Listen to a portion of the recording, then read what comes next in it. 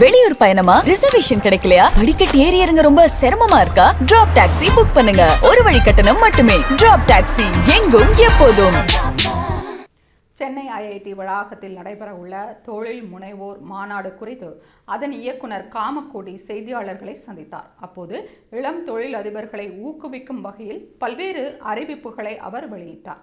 Chennai IIT மற்றும் unicorn India அமைப்பு சேர்ந்து புதிய ஸ்டார்ட் அப் நிறுவனங்களுக்காக 600 கோடி முதல் 1000 கோடி ரூபாய் வரையிலான பிரம்மாண்ட நிதியை ஒதுக்கீடு செய்துள்ளன. ஒரு நிறுவனத்திற்கு சராசரியாக 8 முதல் 9 கோடி ரூபாய் வரை முதலீடு வழங்கப்பட உள்ளது. இதன் மூலம் சிறிய ஐடியாக்களை கொண்ட நிறுவனங்கள் கூட மிகப்பெரிய நிறுவனங்களாக உயர வழிவகை செய்யப்பட்டுள்ளது என தெரிவித்தார். இந்த நிதியானது கடனாக வழங்கப்பட மாட்டாது, அதாவது இதற்கு வட்டி கிடையாது. மாறாக ஐஐடி வழங்கும் முதலீட்டிற்கு பதிலாக அந்த நிறுவனத்தின் லாபத்திலோ அல்லது பங்குகளிலோ ஒரு பகுதியை ஐஐடியுடன் பகிர்ந்து கொள்ள வேண்டும்.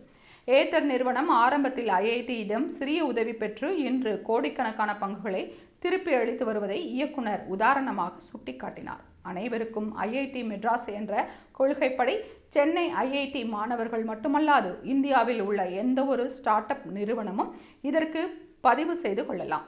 இதற்கென தனி இணையதளம் விரைவில் தொடங்கப்பட உள்ளது என்றும் அவர் தெரிவித்தார். மத்திய அரசின் பட்ஜெட்டில் செயற்கை நுண்ணறிவு மற்றும் கிளவுட் சேவைகளுக்கு அளிக்கப்பட்டுள்ள சலுகைகள் வரவேற்கத்தக்கது என்று கூறிய காமக்கோடி, தையூர் வளாகத்தில் நடைபெற்று வரும் இ பிளேன் குறித்த ஆய்வுகள் இன்னும் 6 மாதங்களில் நிறைவடையும் என்று தெரிவித்தார்.